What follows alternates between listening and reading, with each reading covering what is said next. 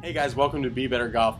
This channel is all about the good, bad, and ugly of my journey to become a better golfer.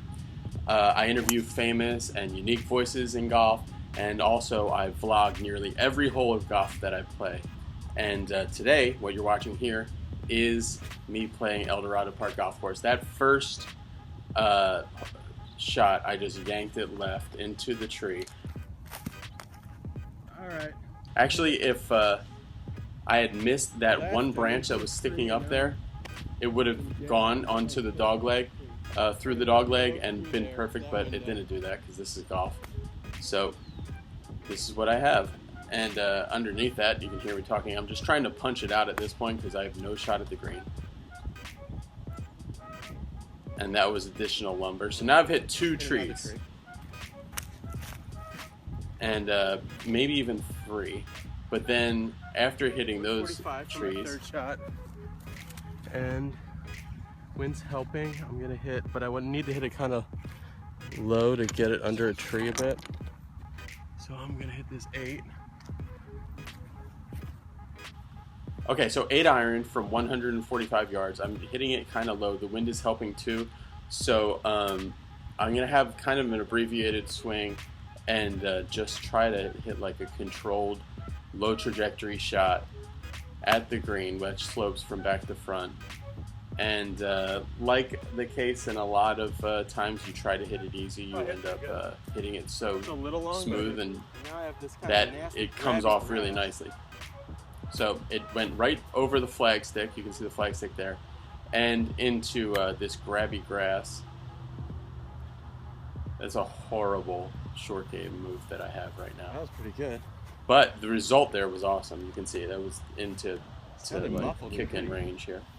Crappy, but I have a local rule when I'm filming that hitting the stick is not a penalty. Hey guys, I've already started playing here at El Dorado, probably like my favorite place locally to play. And as you can see, or as you saw, already yanked it left, had to punch out, and then made a really solid 8-iron that just went too far, and then a great chip to less than a foot to make my par. I played a super difficult golf course yesterday, so you know, whenever you don't, and I played terrible, and whenever you play really bad, you know, it's like a bad taste in your mouth. You just want to go out and play again immediately. Like when I play great, when I shoot like, you know, a record round or some personal best or something, I can sit on that for 3 weeks before I have to play again. But if I play bad, I got to play again immediately. Okay, so this second hole, 325-yard par 4, and this is with my iPhone 6 Plus, not the S, but just the regular iPhone 6 Plus, which has an amazing slow-mo. This in 4K would be crazy. But that was a solid shot. You can see that I went a little right to left. Oh, and just so I don't in my forget, downswing my there. swing thought for today is something I'm calling hip it and rip it. Basically, it's I get the club feeling as if it goes all the way down to my hip level, and then I can rip my hips through. It's just an intention, but it's been working pretty well to sync up my overactive lower body. Try it out. Hopefully you understand what I was talking about there. It was working pretty well this day, but all in all, that's not going to be something that's like super successful for me, that hip it and rip it thing, just because really it's two things to think of on the way down, and that's just too many things. Well balanced. That wedge shot there was great. I would love to do that more often. You can see how close I put it. It's, I think, about 12 feet or something. So with this putt, it was going up the hill, right to left a little bit, and I really desperately want to make this putt because this will, in some ways, get that bogey back that I made on the first hole, but low-sided a little bit. Not only did I do that, but I kind of nonchalant this next putt, but this next putt was, that was no gimme. That putt there, Suzanne Pedersen would have had a legitimate reason to want to see Allison Lee do that, but Suzanne really should have made her try to putt that, or really once that Charlie Hall was walking off. I mean, that's a signal that it was good. So my quick opinion on that. That shot there that I just hit was absolutely just dead straight. I thought I hit it totally perfect, but I came up just a little short of this red flag. I actually made a good short game shot there. Had a nice shallow angle and rolled it up to that and tapped it in. So now I'm 1 over after 3 holes, going on to the par 5, 4th hole.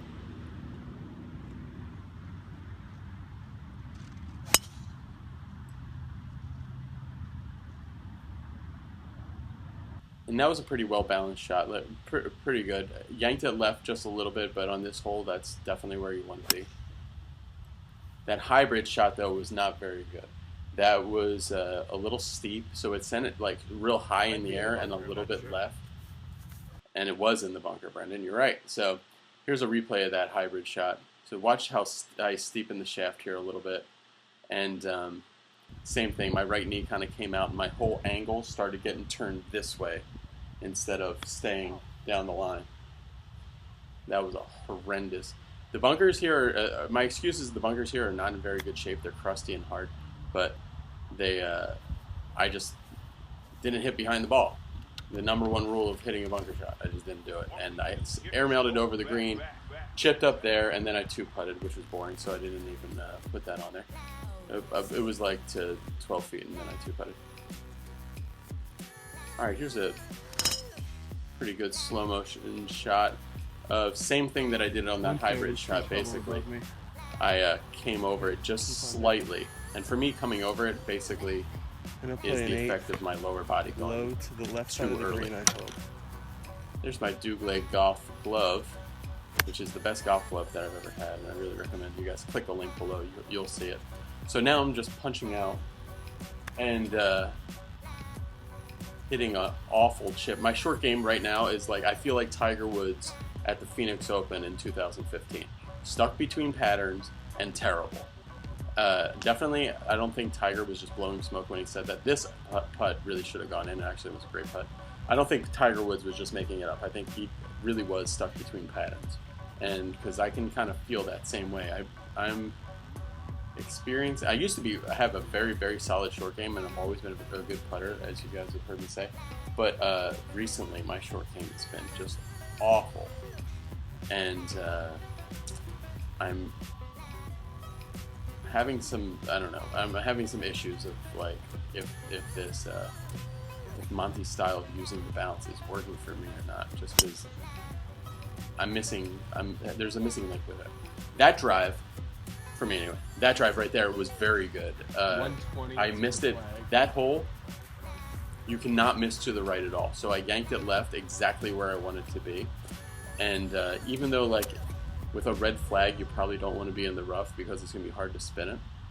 So this is 120, and I'm using a pitching wedge, and I hit that actually about 140, probably because it was a flyer, but also because that swing was very, very good. Barely hit it, and it just jumped. It was just teed up by the grass, and it just jumped and went really, really far. You can see. So it's about a 20-stepper. Then I hit actually a really good lag putt that almost had a chance to go in, but it was short. And I tapped that in, and I remain at 3 over par now because of the bogey that I had on the earlier hole. So this is a par 5. This hole straight away. There's water on the second shot, and that drive was awesome. So we're gonna watch that drive again because it's not all negatives here. There are some things that I'm doing well. So just to watch this, watch the press down. See, my hands don't press in towards my body on the way back. I'm not loving that P2 position, if you guys know what that is. And I'm a little across the line, and then I correct it. And then my lower body goes early first, and then I try to fix that by having this feeling, the no turn and cast feeling, and try to fix it with that. So that's a lot of different things going on that I would like to fix, but it's also... none of those things are fatal to me, I don't think, though. I can still play good rounds of golf with all those mistakes, because everybody has compensation and some mistakes. That hybrid shot was the exact same shot that I hit on the previous par 5, only got me into more trouble this time than just being a greenside bunker. I'm actually under this tree, and I hit a shot through the green there, and that's where I was from, but the camera, for some reason, did not record the next shot. and I 2-putted from there. Luckily, I didn't hole a long one because then you guys wouldn't have believed me. So this is the hardest hole on. This is the #1 handicap hole at El Dorado. It's a dogleg left. It's pretty long. It's always into the wind, and there's a bunker that you can drive it in. Luckily, I hit that very good, nicely balanced too. I kind of have an Angel Cabrera look there. I'll just compliment myself slightly on my finish. But that was hit really well. It was slightly thin, so it took some distance away, but it was lucky because that kept it short of the bunker that's there. And that shot there was the best shot I've hit probably in 2 months. So let's watch it again. It's a 5-iron from 175 yards. And I have to hit it slightly easy because 5-iron will go 190 for me. So I have to hit it kind of easy and held off to keep it under that tree because that tree is right in my way. So I did. I kept it right under that tree, and it was just a laser that just hunted for the green, hit, and then it landed within like 5 feet of its pitch mark. It stopped within 5 feet of its pitch mark. And then this putt really should break towards the front of the green, but it just stayed up there. The greens weren't fantastic quality, especially because I have 2 kids, so my only time to play is late in the afternoon when the greens are terrible. This kid, his name's Ellis. He plays in my area here, and he's insanely long. I just wanted to show you guys his swing. He's like 6'5", very lanky, obviously, and he hits it like 340 or something like that. He's 16 years old. So every golf course has young kids like that, but I just thought I'd show you one of the guys from around my neck of the woods. I think he'll definitely have a future in college golf. So the final hole, par 3, made a good swing, slightly went early and got my lines pointed towards the left, and that one pulled, and now I'm here just short of the green. So you can just see the cogs working, my brain like in overdrive, thinking about, all right, how do I hit this chip? How do I hit this chip? Because I'm bad at it right now, really bad at it. And the reason I'm so upset at that is because I do not like shooting 9 holes in the 40s at all. And if I don't get this up and down, that's going to be a 40. So this putt is for 39, and I was basically putting as if this was to win the Ryder Cup. Oh, that stroke just accelerated so nicely, caught the left-hand door. I knew it would shooting double fist bump. Thanks for watching, guys. Listen to me for the rest of this. This is some interesting stuff, I think. Although I'm like kind of stuck on 38 and 39 recently. These post-round diaries in the car are hilarious to me because it's like a confessional for any YouTube golfer. But I was just thrilled to make that final putt for par because that was 39, and if I had missed it, would have been 40. And the difference between 39 and 40 is like the difference between somebody shooting in the 70s and somebody shooting in the 80s. And for me, score is just like a major like fixation for me, probably beyond what's even healthy for my game, but whatever.